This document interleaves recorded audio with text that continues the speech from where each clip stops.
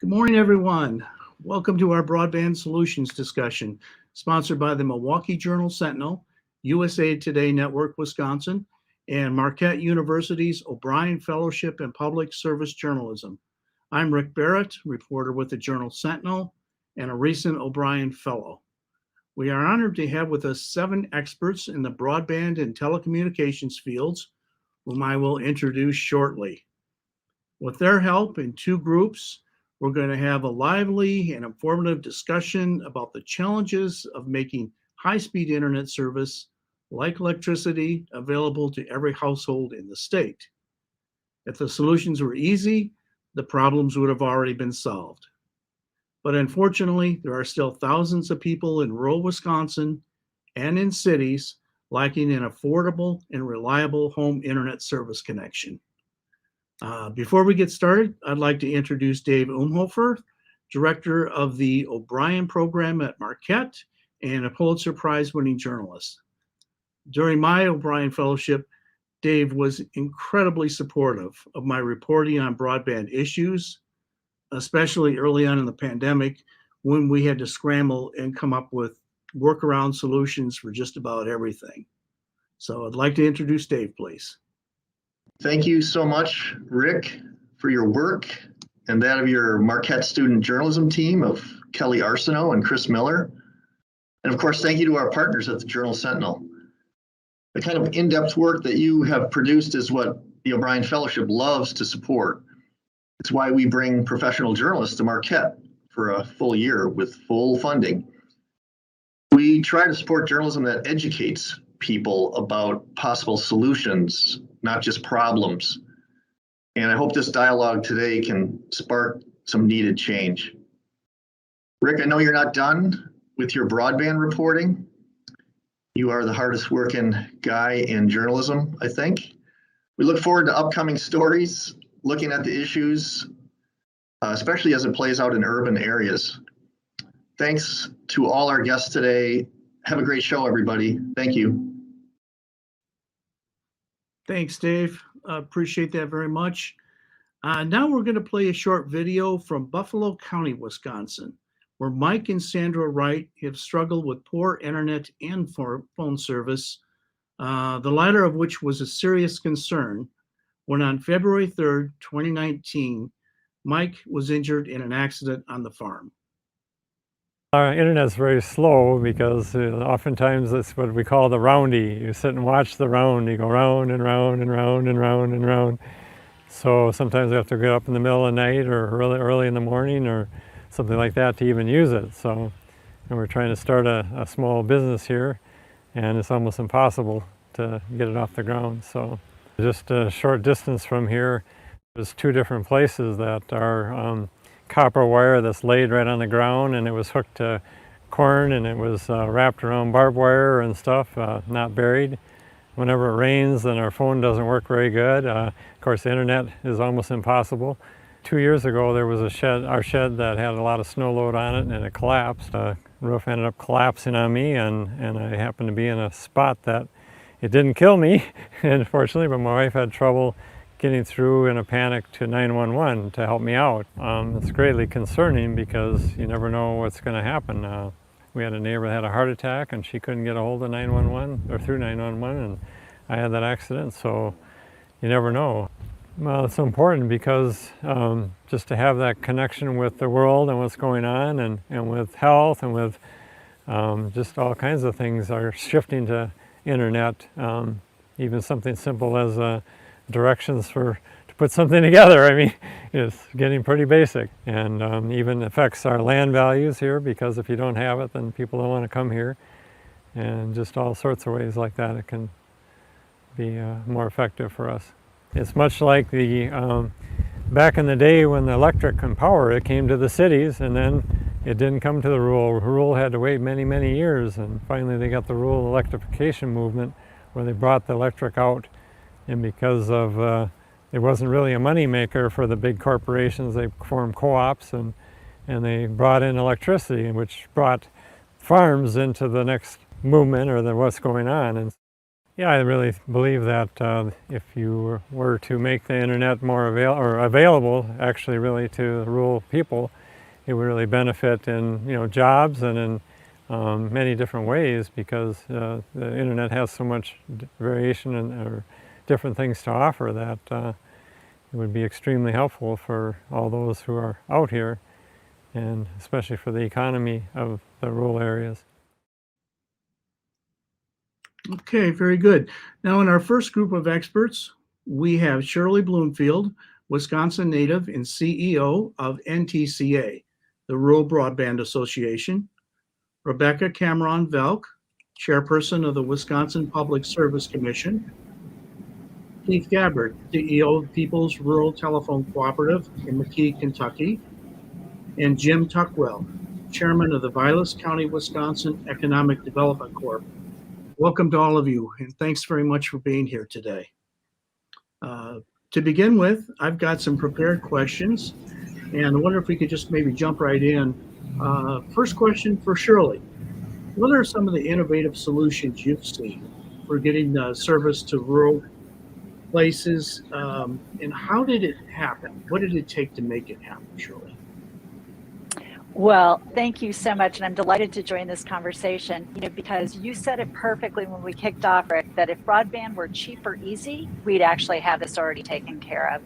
And I think if there's one lesson we as a country have learned over the pandemic, it has been how critically important connectivity is to all Americans, whether you live in inner city, whether you live in rural America, and whether it's 35 million% of the population that is unserved, or whether it's 17%, just depending on who you talk to. So the way we look at this is there's really a rural divide. There's a rural America that is served by interests that are not local, and you've got a rural America like my membership that are actually served by their community-based providers, the folks who are their neighbors, the folks who really live and die by whether or not the community is able to survive economically, whether you're able to bring telemedicine, precision ag, all of the kind of initiatives we know are so very, very important. And the other component is, I also think we have an affordability divide. So when you talk about, all right, what's it going to take to get the job done? There's a couple of things that I would share just from the experience of working with my member companies. About 70% have fiber directly to the home for their consumers. And I will share that that number in Wisconsin is even higher. There are a huge percentage of my companies that are fiber completely within their network. And there's a couple of reasons for that. I think, first of all, looking to community-based providers. Who are the entities that are in these communities that actually have a vested interest in that connectivity, that live and work and go to church and see in the grocery store their consumer base? They know how important it is to connect their schools to the school children, particularly when there are times of need. I think there's also, honestly, access to resources. It's one of the reasons, and I'm assuming we'll talk about it, but why this infrastructure initiative that just is on the verge of being signed into law is so powerful. But I also look at some of the resources that have come down already, the CARES Act, the ARPA money, and the fact that you actually have a state that has been so innovative about how to use it. And an example I'll throw out there is Narvado Telephone Cooperative in northern Wisconsin is actually literally in the process of building fiber to the communities, where they have been able to partner with those local communities to get the job done through some of that ARPA resources.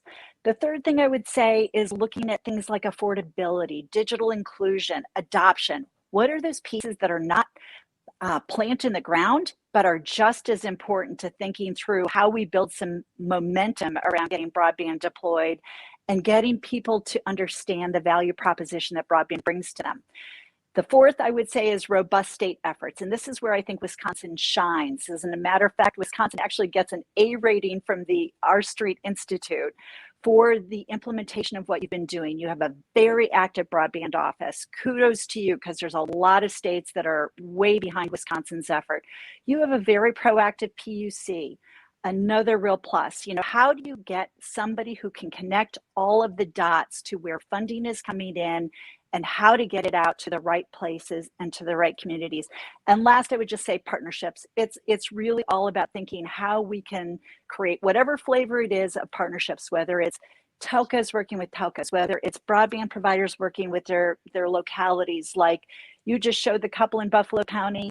I have a telephone co-op that is bringing fiber thanks to the partnership they've just been able to forge with Buffalo through the ARPA money. And telcos working with electric cooperatives. How do we get local utilities working together to take that scope and scale and spread it? So those are some things that are just off the top of my head. Okay, very good, Shirley. Thank you very much. The next question, please, for Rebecca. What should Wisconsin expect from the new federal infrastructure plan spending on broadband? And will it be enough to bridge the rural digital divide once and for all, Rebecca? Well, thanks, Rick. And I want to thank you for the series of reporting that you did going back to last year. I think it's really important that we get information out, but that when we do get it out, that it's correct. And you did an excellent job, and I'm looking forward to what the future holds. And then I just want to say thank you to Shirley. I promise I didn't ask her to sing our praises, but she's exactly right. Our state broadband office here at the Public Service Commission is second to none. In fact, we are fielding calls from public service commissions across the country wanting to know how and what we have done to get us to this point. So I will answer your question about the new infrastructure bill, Rick, but before I do that, I would be remiss if I don't repeat it right here, the very exciting announcement that came out this morning. And that is the governor and I announced this morning that we are doubling down on broadband expansion in Wisconsin, and we are going to award another $100 million in broadband expansion grant funding. We intend to open up that grant round December 1st-ish, don't hold me to that. And we, with the eye towards being able to be in a position to award grants late spring, early summer of 2022. We know because the governor allocated $100 million under the ARPA funding, we know that if we work quickly and efficiently to get those dollars out the door, while being very responsible stewards of those dollars and ensuring that there's transparency and that there is accountability behind those dollars, but we know that we can deploy them and get them where they are needed, where they're needed the most. And we saw that with that first initial round of the $100 million under the ARPA funding. Because as we all know, and anybody who's listening and all of the panelists on this particular topic, we can all agree, broadband is not a luxury. It is a necessity. It is a necessity for everyday living. And that is just becoming more and more apparent. Also, as Shirley indicated, we are getting to the point where we are starting to take a very, very close look at affordability. We know that it is not just accessibility, but it's affordability. In fact, just last week, the Education Superhighway released its No Home Left Offline report. And for Wisconsin specifically, it shows that for the percentage of our population that is without broadband, 49% is due to affordability. So I can tell you that we at the State Broadband Office here at the Public Service Commission have been and will continue to look at affordability because you can't have just access without affordability. Of course, the third leg of that stool is digital literacy. That's another issue that we are paying extremely close attention to. That's a long way of getting back to your question, Rick, which is what does the infrastructure bill mean for Wisconsin? Well, I'll tell you what it's going to mean. We have been keeping a very close eye on this all summer. We have already begun work on the 5-year plan that's required. Of course, we're still waiting for the guidance. We know that the agency has some time before they have to issue their initial guidance. But we know that states will get at least $100 million each, and the rest of the dollars that will be allocated to states will be based upon the number of the unserved households in each state. We also know that a part of the infrastructure bill will focus on affordable and reliable high-speed internet. What does that mean? It means low-cost broadband. And it means high-speed broadband infrastructure to the unserved and underserved. So we are waiting for final guidance, of course, and for it to be formally signed. But we are working on and will continue to work on the 5-year plan that is required. And we will continue to try to get those dollars out as quickly, but in as targeted a way as possible. I think that's a really important point, and I'm so happy that there's such a great cross-section of people on this panel, because it's not just about writing checks where we think the money should go. It's about using the best data that we can get our hands on to ensure that the dollars are going to very targeted areas, to ensure that we're not either overlapping the funds where they shouldn't be overlapped, but that we're not missing very, very important parts of our state. So we're looking forward to it. We are ready, but there is still work to be done for sure. Okay, sounds great. Thank you, Rebecca. And we've just been joined by Kelly Arsenault, who is an O'Brien intern at Marquette University. Hello, Kelly. Hi, sorry about that delayed adding. No worries. Next question we wanted to go with, please. Keith, if you would tell us, please, what's worked for you in getting high-speed internet to nearly every home in your part of Eastern Kentucky, and what's your advice for others? Thank you, Rick, for inviting me, a Kentuckian, on this call, and I appreciate the opportunity. And of course, we live in southeastern Kentucky, very rural Appalachian mountains. Our largest town is about 700 people. We serve 2 whole counties, and we've built fiber optic fiber to the home to 100% of our homes and businesses in both counties that we serve, no matter where you live. And we've had that. We started that in 2008. We finished in 2014. So we've actually had fiber to the home to every single premise for the last 7 years. The way we did that was through a combination of 60% government loan, 30% grant, and about 10% of our own capital. We just think that fiber optic is the way to go, and anybody that can possibly get fiber, that's what they need, because we can provide up to a gigabit to every single person in both counties that we serve. We've seen a huge impact in work from home jobs. We've partnered with our electric cooperative with some other folks here to start a little training hub for work from home, help people get jobs working from home, and we've helped create up to as many as 1,200 jobs in our 2 counties in the last 5 years, partly because of excellent broadband. And I live in a very poor community. There's a lot of poverty here, so we dealt with the availability and the affordability, and we see both as a challenge where I live in Eastern Kentucky. But it's being able to have fiber optic has changed lives here, and it's changed them for the better, whether it's from their work, whether it's for medical care, whether it's for education. During the pandemic, it's just escalated the need for all that, as we all know. Our company is Peoples Rural Telephone Cooperative. We're a nonprofit. We were started in 1950 when nobody had telephones here.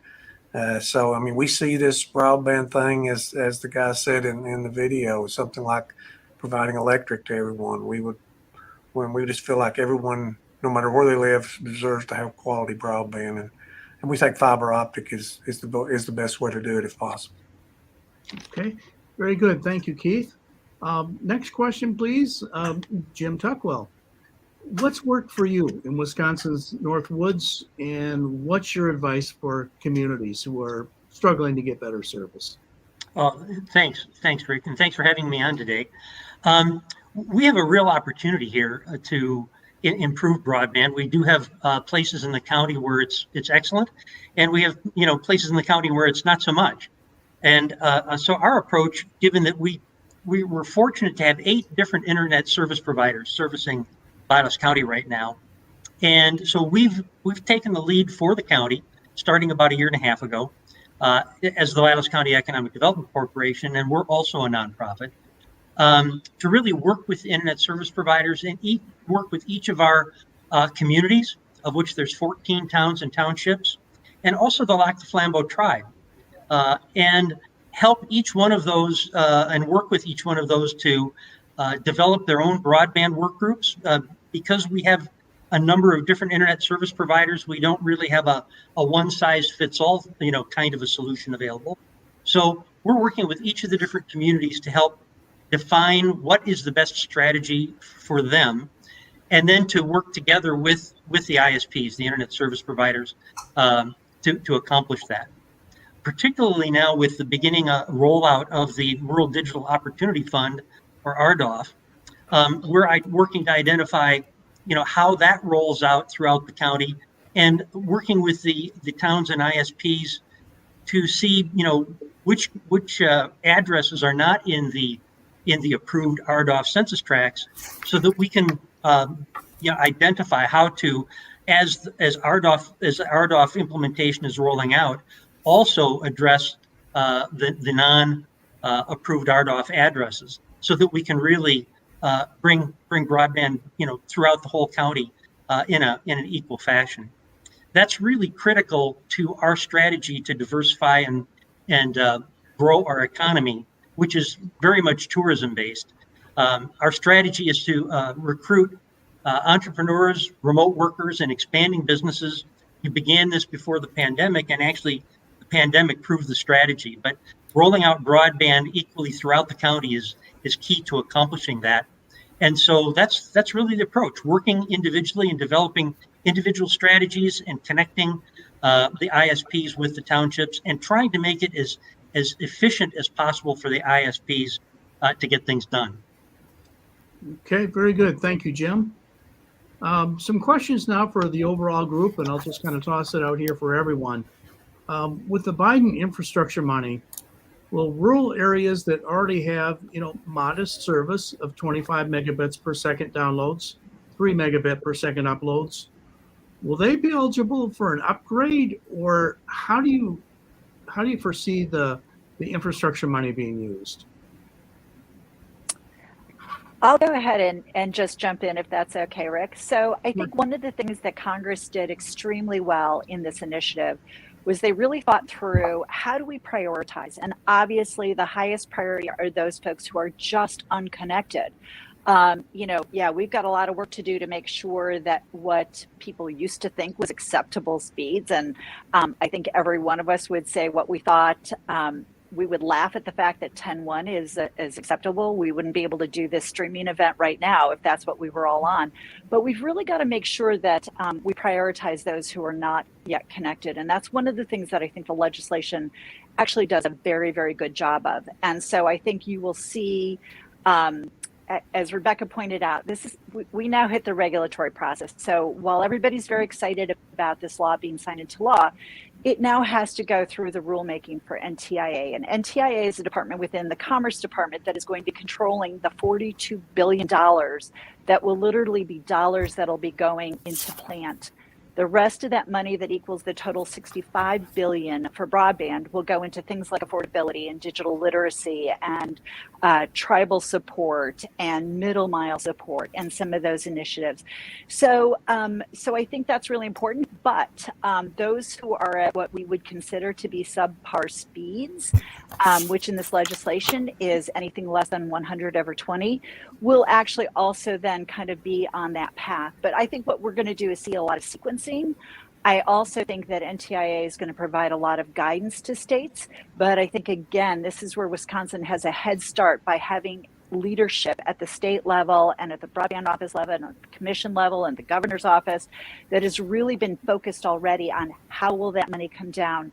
And, the other point of that is mapping. And that is an initiative that, to be really honest with you, even though the FCC finally has been given the federal resources to start their heavy lifting on this, the mapping is critical. If we're going to put federal dollars into any parts of broadband initiative, we've got to know, where are the unserved? Where are the underserved? What does that look like? Jim referenced RDOF. What will happen if some of those properties get taken off the table? What happens if some folks who actually want some of that funding back away from their commitment? So there's a lot of different steps in this process, because the other thing that I think we've got to be really mindful of is making sure that folks who get this support and get this funding actually can do and will do what they commit to doing, because otherwise it's the consumers who are going to be the big losers in the process. So I think that the vetting, the challenge process, all of those things are also going to be really, really important. Yeah, if I could, Rick, I'd like to echo what Shirley said, and I think it's, again, for our strategy, extremely important to address the unserved and greatly underserved. And I couldn't agree more on the mapping point, which is why, as the RDOF process was being worked through and the bidding and decisions were being made, we implemented a survey across the county. It's the phase one. We'll be doing a phase two of the survey after the first of the year.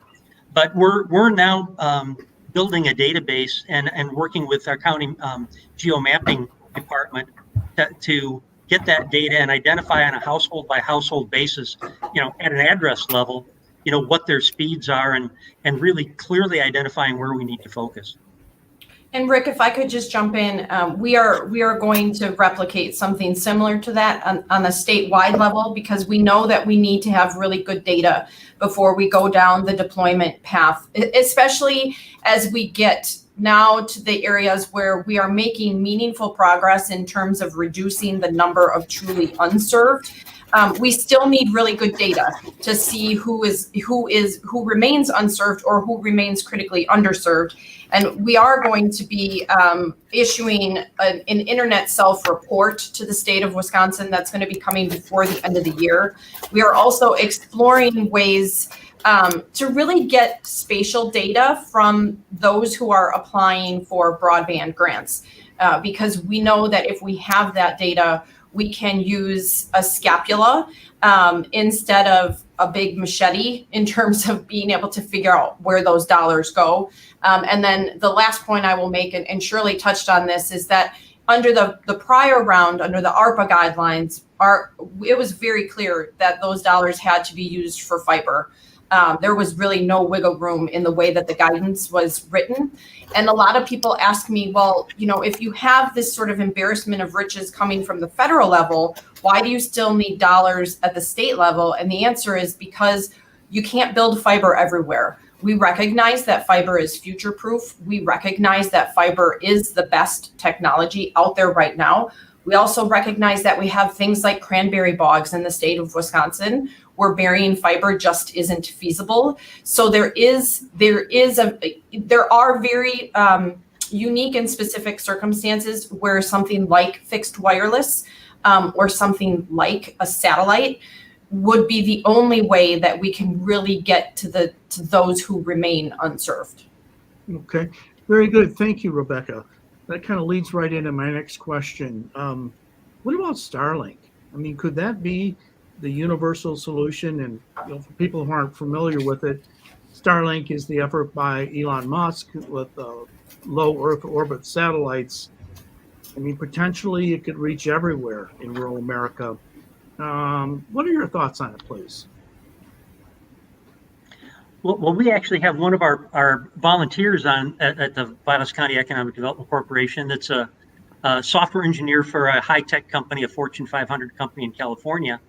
He's been in the beta program since last November, and he's getting excellent results. He's gotten as much as 160 megabytes down and 40 megabytes up. He averages kind of 65 down and 15 up. Very little downtime, and according to him, it quote just works, unquote, even in 20 below zero weather. And the antenna dish is actually heated, and so here in northern Wisconsin, where we get a lot of snow, it melts the snow. So it's worked out very, very well for him, and we do recommend, and we get good feedback from others who have implemented as well. The negative feedback comes from people that can't see enough blue sky, and it just doesn't work in their geographic setting.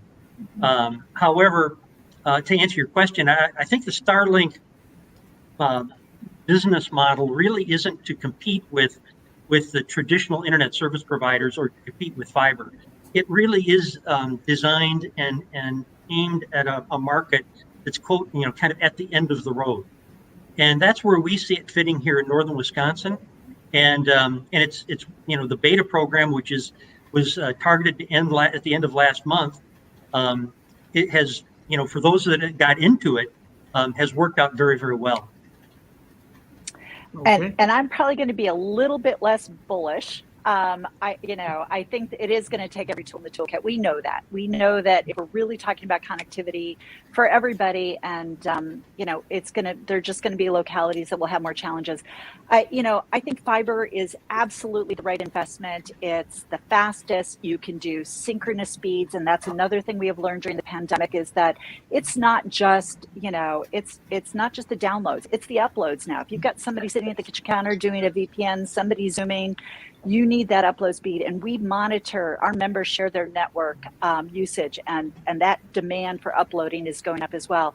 Significantly for a rural area, it also has a lower OpEx because you're doing a lot fewer truck rolls. You're able to manage the network. It's also a greener technology. It uses less energy.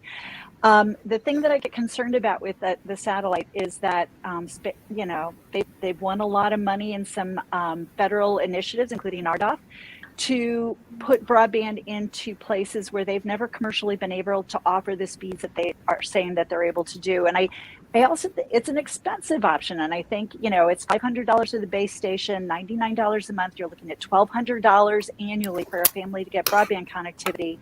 That's going to price some people out. And what I'd be fascinated to hear with the beta testers is it's limited capacity. So right now there's only a certain number of users on it. You start putting more users on a satellite network, you see that degradation happen very, very quickly. And as Jim has noted, it is one of those things where, if you don't have a blue sky, you got a storm coming through, you've got some other obstacles and interference. I certainly wouldn't want somebody be doing a heart surgery using telemedicine on me with a satellite service. Jumping in there, if you don't mind me hopping in, Rick, real quick. I know, Shirley, you mentioned, that Starlink received so much funding. Aside from Starlink specifically, how are these providers going to be held accountable when they receive that state and federal funding? That is such an excellent question. And that is so very important if we talk about good governance, because I'll be very frank with you. We've had support programs in the past where I don't think everybody who's been able to participate really did kind of have their feet to the fire in terms of, I'm going to serve this community, I'm going to serve these number of homes. There wasn't really that due diligence coming back and saying, so did you do it? And did you provide the speed that you said you were going to provide? So that is another provision that we actually worked very hard at when the bill was being crafted, was to ensure that there is that sense of due diligence on everybody's part, from the federal part, from the state part. And the other thing that I think you'll see this go around, particularly given the size of this program, is consumers themselves will be very tuned in. When you hear that somebody won an award from the state of Wisconsin through the infrastructure bill or even through ARPA, saying that broadband is coming, that fiber is coming, and you don't get it. I'd like to think there will be like an informal crowdsourcing to share, some of that accountability. But there will definitely, I think policymakers are very attuned now to making sure that those resources are used well, and also that we, again, don't overbuild in the same areas using federal funds to compete against federal funds for the same consumers, which all that does is continue to alienate those folks who might live in the donut hole, the donut, as opposed to the donut hole, which has the higher density, that is easier to serve, it's cheaper to serve. We've got to make sure that we're getting the ring, we're getting those people who so far have been left out of the connectivity.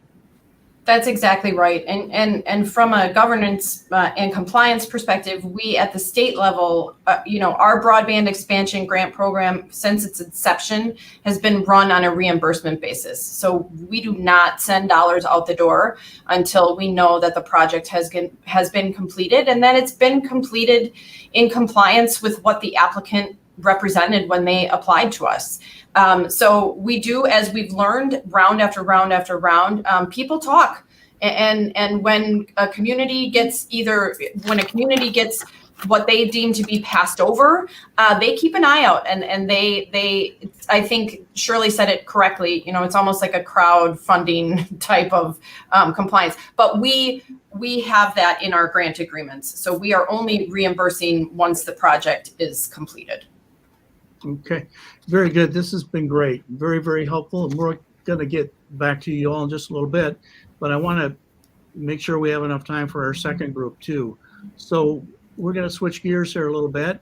And I'd like to remind everyone who's watching this online also, please submit questions through the chat.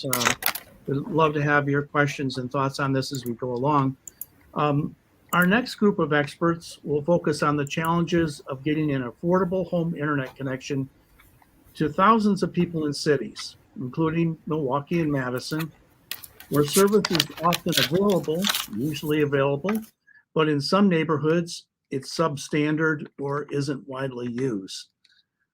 Vicki Robinson is General Manager of Microsoft Corporation's Airband Initiative that's launched broadband projects in Milwaukee, Cleveland, and Los Angeles, among other places. She's joined by Mayor Jim Paine of the City of Superior, Wisconsin, and Barry Orton, Professor Emeritus, University of Wisconsin-Madison. Thank you all very much. First question will go out to Vicki. Vicki, would you please tell us more about Microsoft's project in the Lindsay Heights neighborhood of Milwaukee, and what's your personal connection to it? Thanks for having me, Rick. It's really great to be here. I'm actually a Milwaukee native. And so for many reasons, I'm glad that the stars have aligned in a way to bring me here to this moment in time. So we are in Milwaukee for a number of reasons. First, I want to tell you a little bit about the Microsoft Airband Initiative, which was actually founded a little over 4 years ago with the focus on what Microsoft could do and bring to bear as part of the collective solutions to close the broadband digital divide. And our focus at that time was very much on rural areas, which makes sense if you just take a step back and think about, where the gaps exist.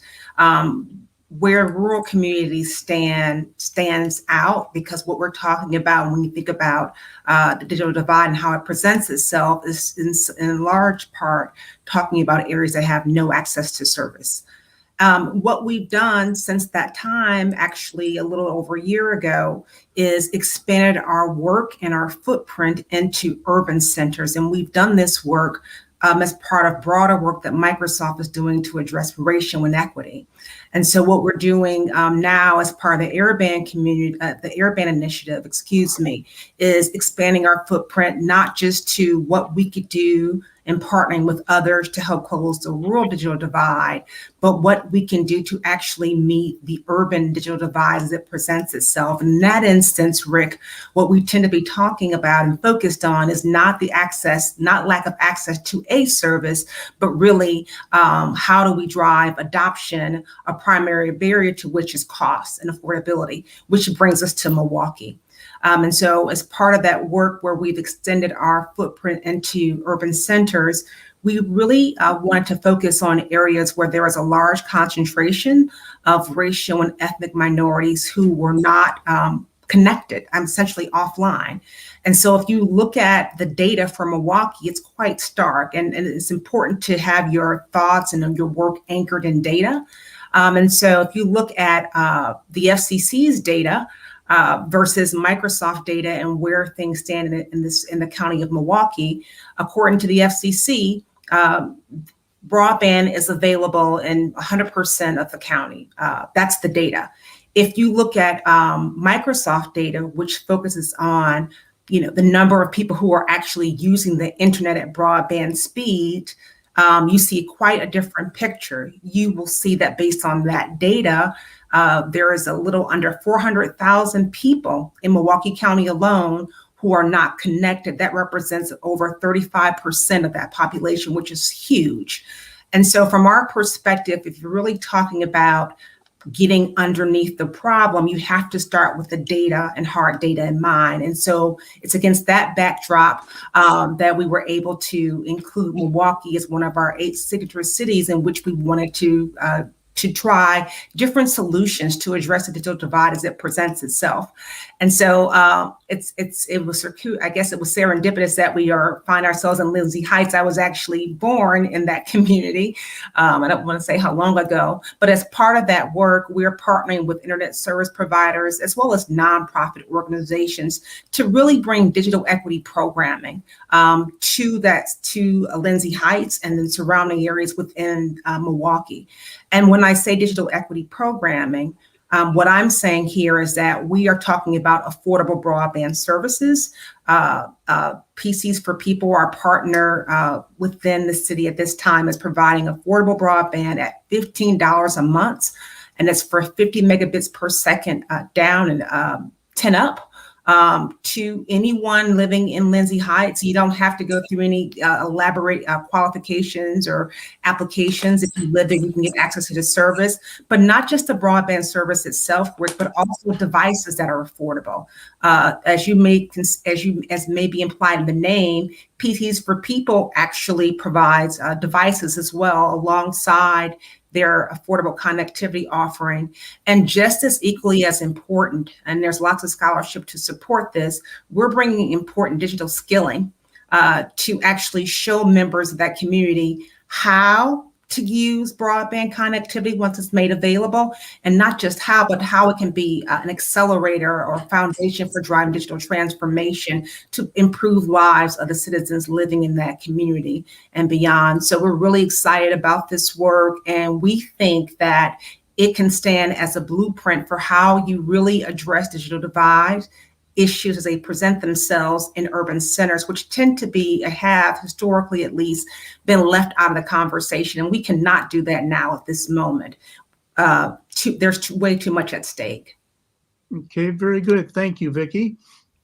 Jim Paine, please, would you tell us about the open access network that you're planning for the city of Superior, and what are your thoughts behind it, please? Yeah, for sure. And thank you, Rick. Thanks, everybody, for joining us here today. It's been a really engaging conversation already. So our program, which we're calling Connect Superior, we are Superior, Wisconsin. And for those that aren't close, that's the city that Lake Superior points to. So at the very tip of Lake Superior, we're next to Duluth, Minnesota. Our open access broadband plan meets a lot of the challenges that Vicki was just describing. So the fact is, if you just look at it in raw numbers, most of Superior has access to the internet. If you have enough money and you live in, for the most part, most of the city, you can get a connection, but it isn't always affordable because, as Vicki pointed out, urban centers are often a larger collection of people living in poverty and can't afford access, or that connection isn't reliable. And so in an effort to provide access that works in a post-COVID 21st century city, we wanted to move to the public utility model that some of the earliest speakers were talking about, where the city would own the infrastructure. But that can be something of a challenge, and we know a lot of cities have struggled with that in the past. So we wanted to bring in elements of the private sector as well, and that's where the open access element comes in. So the idea is very simple, that we will, well, it's simple in description, if not execution. We are going to build a broadband network that can reach every single home, but the connection will be voluntary. So if you want to stay on a private network, you'll be free to. But much like our standard utilities of wastewater and electricity and water, you'll be able to connect to our backbone network just by giving us a call. You'll incur the cost of that, but we'll be able to bill you monthly, same as any other utility.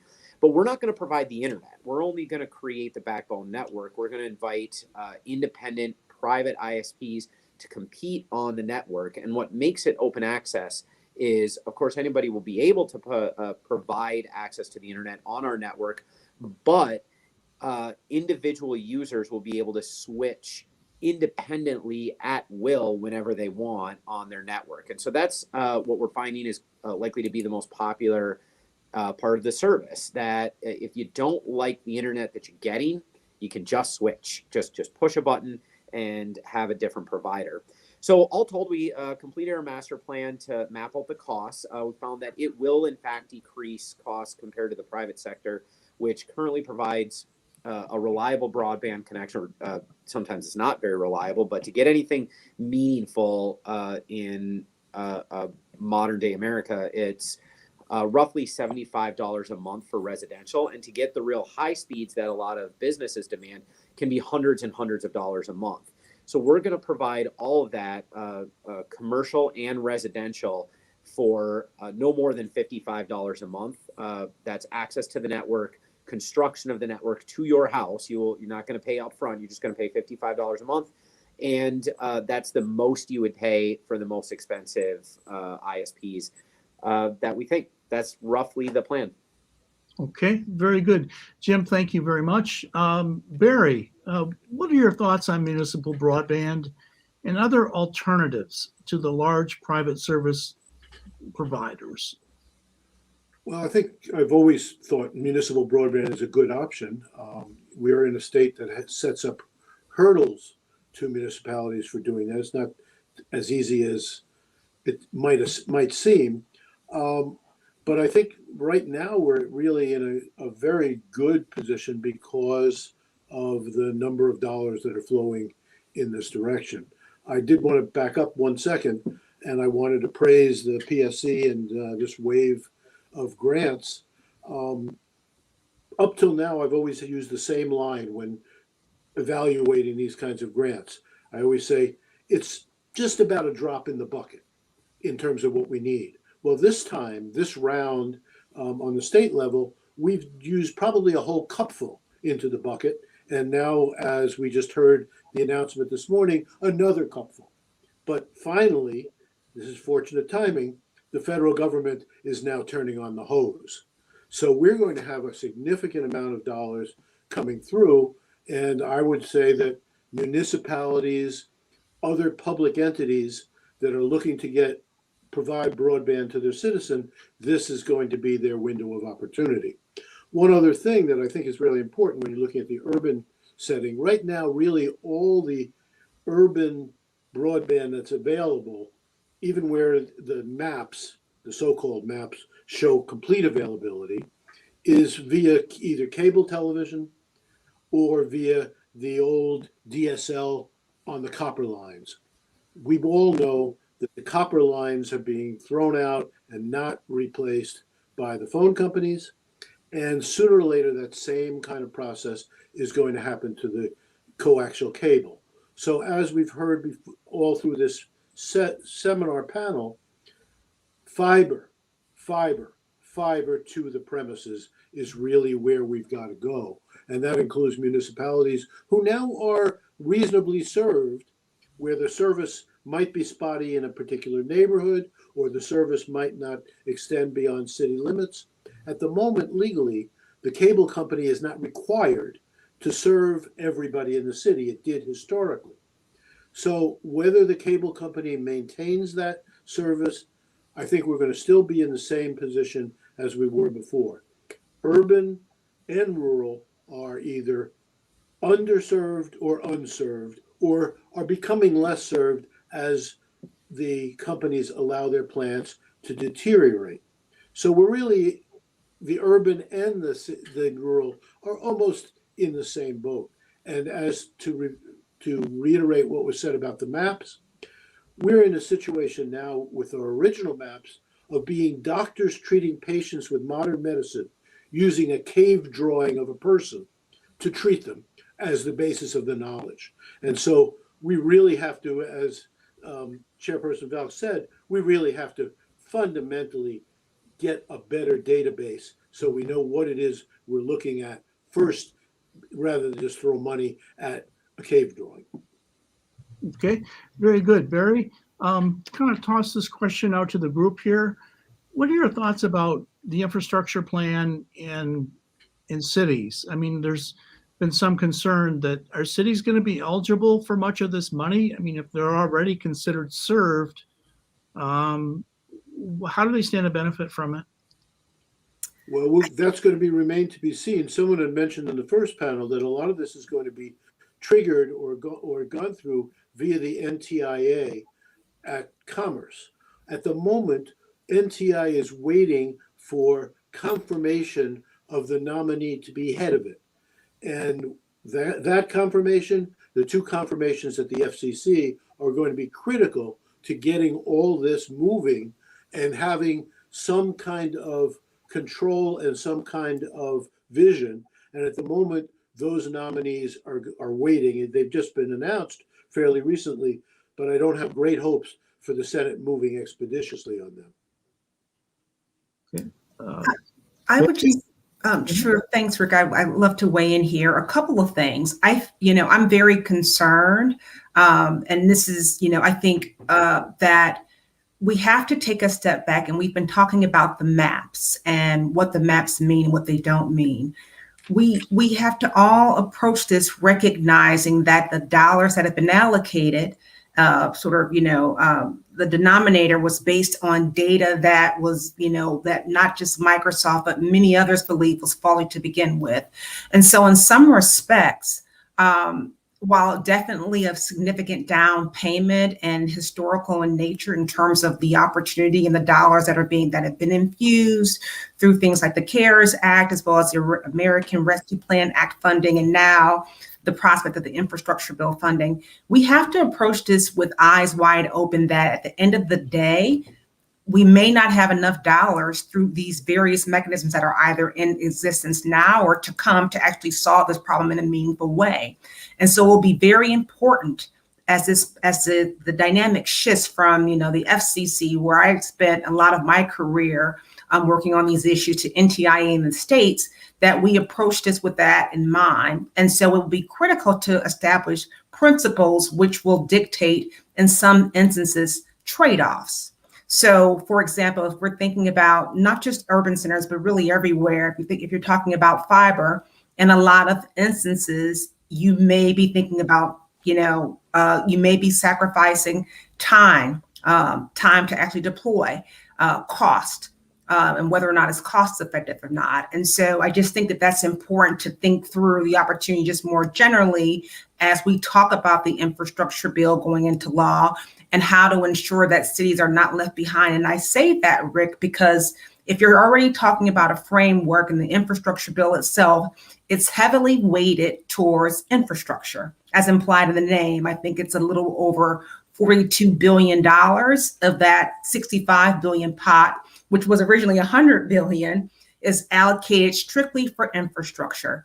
Then you talk about an additional $14 billion that's targeted for affordability, and then there's other money for digital skilling, et cetera. All good and critical components, but it's going to be critical that states and cities and governments work together to have principled approaches to ensure that that no group is left behind, including the cities. And so I do think that there is some things there, even in the ARPA funding. We looked at the Treasury guidance, and we believe that there was, in fact, and there is, in fact, a path to be able to use some of that funding to address affordability, which allows those funds to be used in cities. If we are not really aggressive and thoughtful in our approach, we actually run the risk of putting people who are already disconnected because they may be income insecure or other historically marginalized groups being left further behind. So we need to approach this with eyes wide open about the dollars that we have. What are the trade-offs by going with one path versus another, as opposed to a toolkit approach, and being very specific. I love what Chairman Valcq said about the scalpel, being very specific about what's the problem and how do we want to approach it, recognizing that although it's a lot of money, arguably it may not be enough money, at least in and of itself right now, to actually close the digital divide. Okay, very good, Vicki. Thank you. This has been great. This panel is really good, just like the other one. In the interest of time here, I think we're going to kind of have to move ahead to some of the submitted questions. So if we may, please, Bill, just bring everybody back here and let's just toss out questions to everyone here. The first one I had was from Tom Tim in Vilas County. And he says, he lives in eastern Vilas County, and he's wondering what areas will be targeted for expansion And is it going to be better than what they have now, the 25-3 service? So, Jim? Sure. Jim Tuckwell? Actually, just in this latest round of grant funding, there's two projects underway in eastern Vilas County in the town of Washington and just in the area around just east of Eagle River. So I don't know exactly where he is, but yes, those are going to be fiber to the home projects. So they will be faster than the 25-3 that he's mentioning right now. Okay, very good, Jim. We're going to jump right ahead now with the passage of the broadband, the infrastructure bill and the broadband money.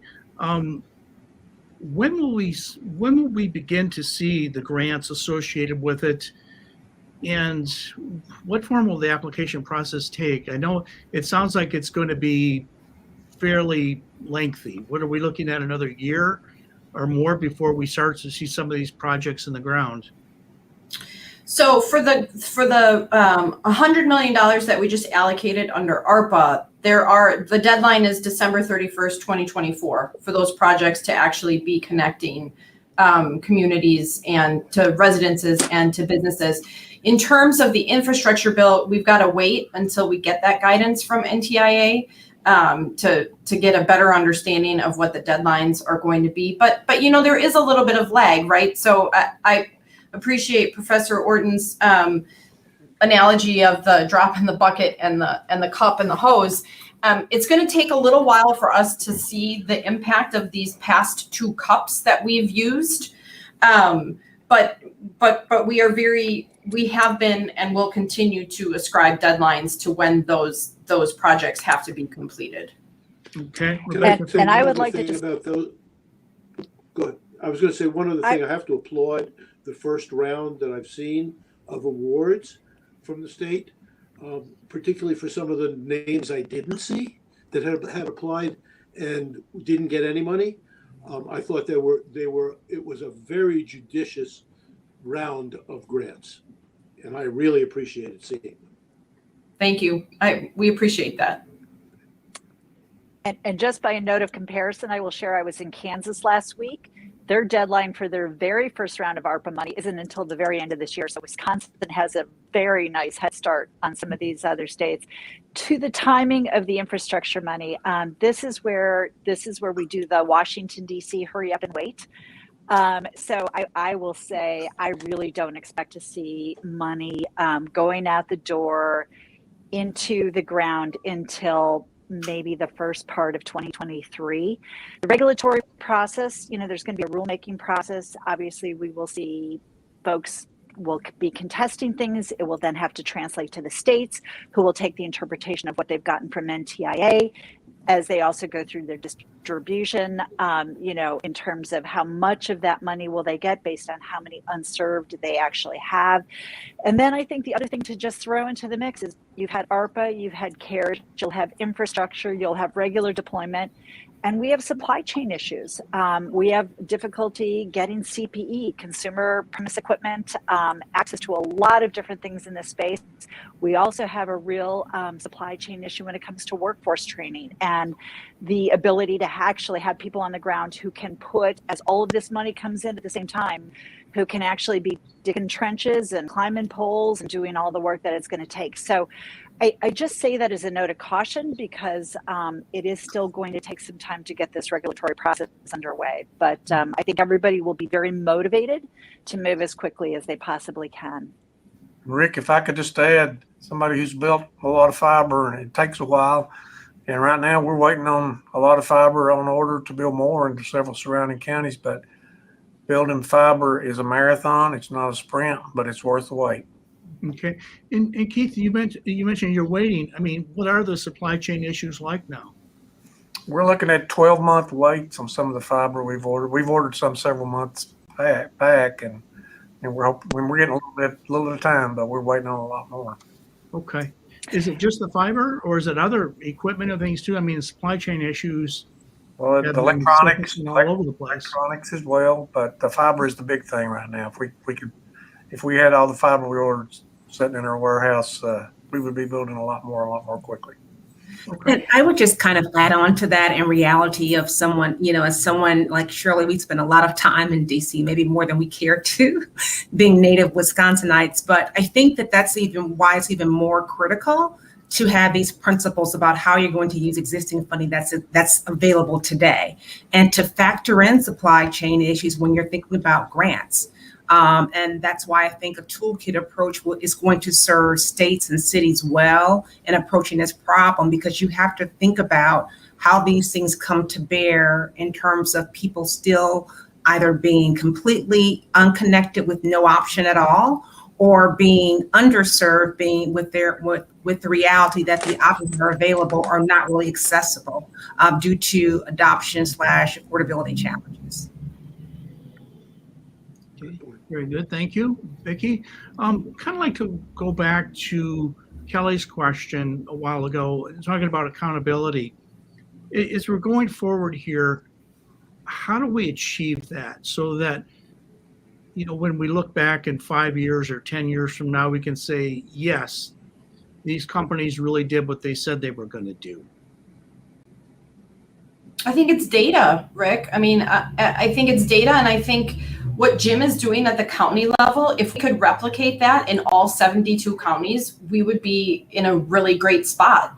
But it's data, and it is incumbent upon us at the Public Service Commission when we get comments in opposition to an applicant because the opposing party says, no, we have plans to build there.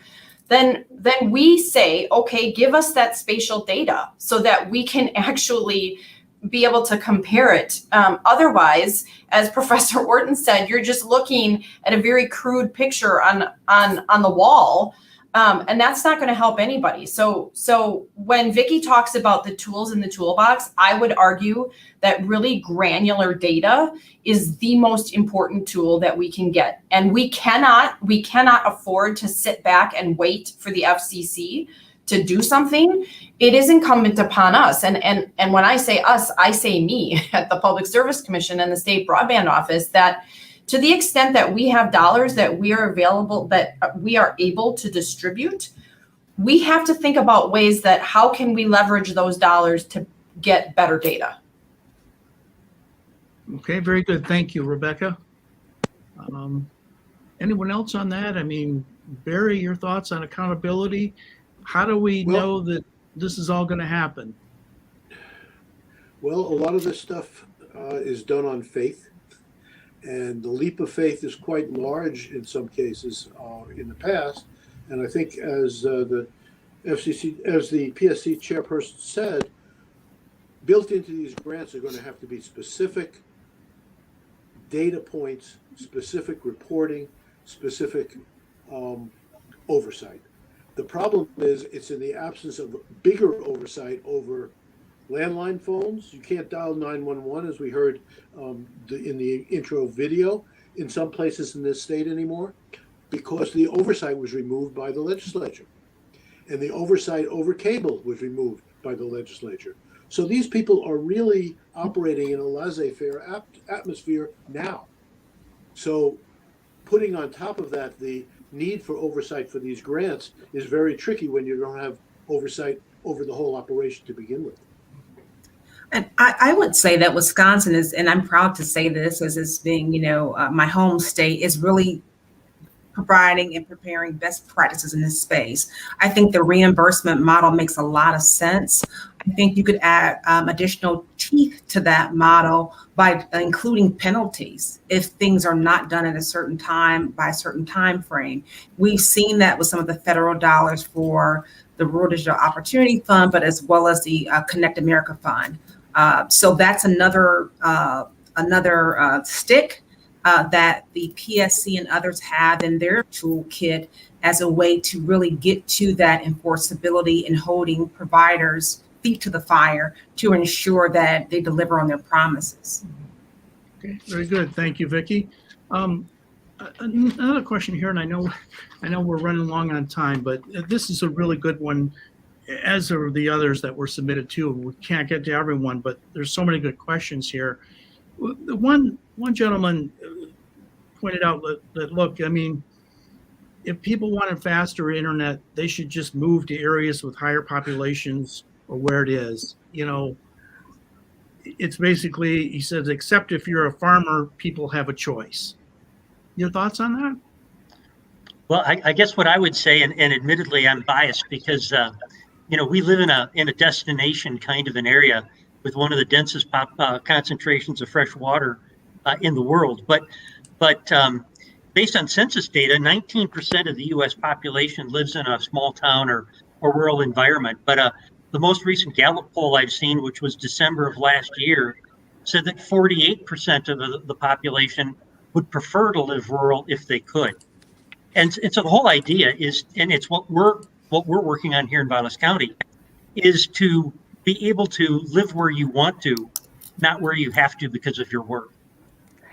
And I would love to jump in on that one, because I think that just shows, I think it's one of the things that makes this country great is the ability to value what every part of the country brings. And I think it's also a little, people also get stuck and think that rural Americans are all farmers. A very small percentage of rural Americans are farmers. It's small business owners. It's where our energy is derived from. It's kind of like the analogy when I meet with people in Washington, D.C., and they say, why do we care about rural America? I get my milk at the store. And it's like, oh, we got to go further back through this chain for you to understand, all the components. But I do think there's a really interesting opportunity with connectivity where we can, to Jim's point, is this a time for a rural renaissance? I look at companies like Nevada, Wisconsin, participating in the Wisconsin telecommuting program. We're a great telecommuting community, and we have seen people during the pandemic realizing that they can work from anywhere. You don't need to work in a large urban center where your costs might be higher and your stress is higher. So I think that we have a real moment in time as a country to really reset what we think is the best use of our natural resources and the best use of where people live and work and play. And I also think it's a little bit of a misnomer and almost a little bit of urban fiction that has been created. This is not rural versus urban. As a person who lives in an urban center, I can tell you that my broadband service heading into the pandemic were far less than 25.3. And I live just outside of Milwaukee. So I think we do all of ourselves a disservice when we try to position this as urban versus rural. It's a digital divide, and the digital divide is real, whether you are 2 miles from Milwaukee or you are in Vilas County. It's a problem that needs to be solved. And Rick, as a person who lives in a town of 700, which is the largest town that we serve, I think we all deserve quality broadband, and we, especially during the pandemic, we have people moving here from California, New York, New Jersey, and a lot of them are coming here to work from home. We're glad to have them, and we just, I don't buy that argument. Move to the city if you want better broadband. Okay, thank you, everyone. This has just been fantastic today. You've all covered so much. I guess I'll just kind of toss it out. Any final thoughts or conclusions drawn from today's discussion? Well, I wanted to thank you, Rick, for the work you've been doing over the last months and the reports you've done. You've taken a extremely deep dive into this, and the results are excellent. And the paper and Marquette owe you, and we owe them some thanks. Thank you, Barry. Appreciate that. I also want to thank you, Rick, for inviting me and for having this conversation. And I just hope, we've got a possible once-in-a-lifetime opportunity here with this infrastructure bill and all the other monies that are coming down for broadband and rural broadband and affordability. Let's don't mess it up. Let's take advantage. And I'll just give a final plug. The emergency broadband benefit is still out there. Of course, Wisconsin, I love to tout how Wisconsin's always at the top of our game, but we are leading the rest of the nation in terms of adoption of that emergency broadband benefit. We've got about 20% of eligible households enrolled, but we need to do more. So I would just use this as a moment to remind people that there is the emergency broadband benefit that's out there. It's $30 a month off of broadband services for qualifying eligible households. And then I would honestly and genuinely direct anybody to the PSC for any questions at the State Broadband Office. We are here to help. We have data. We would love to have more data, but we are certainly a resource because, as Professor said, we have a once-in-a-lifetime opportunity to do this correctly. Okay. Thank you all very much. It's been a great discussion today. Really appreciate all your thoughts. Rick, thank you. Thank you, Rick. Thanks, Rick. Thanks, Okay. Rick. Thanks, Rick. All right. Thank you. All right.